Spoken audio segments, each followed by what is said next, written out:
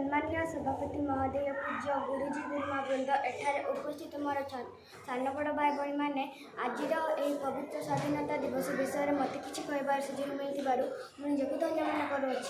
आज आम आम देशर 78तम स्वाधीनता दिवस पालन करूँ। मुझे आज ये पवित्र स्वाधीनता दिवस उपलक्षे अनेक अनेक शुभेच्छा शुभकामना जनाऊँ। आज यही दिन में देशर प्रत्येक नागरिक जातीय पताका तले ठिया हो जातीय पताका उत्तोलन करने सहित जातीय संगीत गान करती।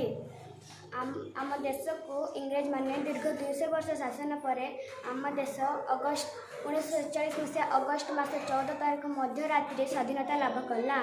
आम देश को स्वाधीन करने बहु स्वाधीनता संग्राम मानकर अवदान रही। से सुभाष चंद्र बोस, बाजी राउत, रानी लक्ष्मीबाई, महात्मा गांधी, सरदार वल्लभ भाई पटेल एमती अनेक वीरपुत्र मानकर अवदान रही। आम देशर यही वीरपुत्र मानकर त्याग और बलिदान को स्मरण करने उद्देश्य आज यही दिन को आम स्वाधीनता दिवस रूपे पालन करूँ। आम समस्ते आम जन्ममाटी भारत मार सदा सर्वदा सम्मान रक्षा करने उचित। आम सब भारतीय बोली निजक गर्व करने उचित। मुझे कही मो वक्तव्य शेष कर। जय हिंद।